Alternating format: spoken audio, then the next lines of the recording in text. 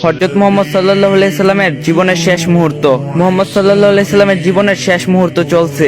হঠাৎ সেখানে একজন লোক এসে সালাম দিলেন আর বললেন, আমি কি ভেতরে আসতে পারি? ফাতেমা রাদিয়াল্লাহু বললেন, দুঃখিত, আমার বাবা খুবই অসুস্থ। ফাতেমা রাদিয়াল্লাহু দরজা বন্ধ করে রাসূলের কাছে গেলেন। মুহাম্মদ সাল্লাল্লাহু আলাইহি সাল্লাম বললেন, কে সেই লোক? ফাতেমা রাদিয়াল্লাহু বললেন, এই প্রথম আমি তাকে দেখেছি, আমি তাকে চিনি না। নবীজি সাল্লাল্লাহু আলাইহি সাল্লাম বললেন, শোনো ফাতেমা, সে হচ্ছে আমাদের এই ছোট্ট জীবনের আবাসনকারী ফেরেশতা আজরাইল।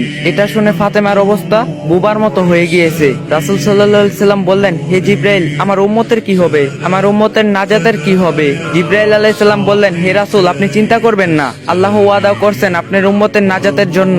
মৃত্যুর ফেরেশতারা ধীরে ধীরে রাসূলের কাছে এলেন। জান কবজ করার জন্য মালাকুল মাউত আজরাইল আরো কাছে এসে ধীরে ধীরে রাসূলের জান কবজ করতে থাকলেন। পাশে দাঁড়িয়ে থাকে জিবরাইল। রাসূল সাল্লাল্লাহু আলাইহি ওয়াসাল্লাম বললেন গোয়ানির সাথে, ও জিবরাইল, এটা কেমন বেদনাদায়ক জান কবজ করা। ফাতেমা রাদিয়াল্লাহু তার চোখ বন্ধ করে ফেললেন। আলী রাদিয়াল্লাহু তার দিকে উপর হয়ে বসলেন। জিবরাইল তার মুখটা উল্টো দিকে ফিরিয়ে নিলেন। রাসূলুল্লাহ সাল্লাল্লাহু আলাইহি সাল্লাম বললেন, হে জিবরাইল, তুমি মুখটা উল্টো দিকে ঘুরালে কেন? আমার প্রতি তুমি কি বিরক্ত?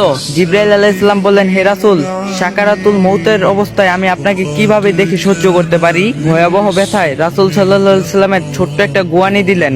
রাসূল সাল্লাল্লাহু আলাইহি সাল্লাম বললেন, হে আল্লাহ, মউতটা জান কবজের সময় যতই ভয়াবহ হোক সমস্যা নেই, আমাকে সকল ব্যথা দাও, আমি বরণ করব, কিন্তু আমার উম্মতকে ব্যথা দিও না। রাসূলের শরীরটা ধীরে ধীরে ঠান্ডা হয়ে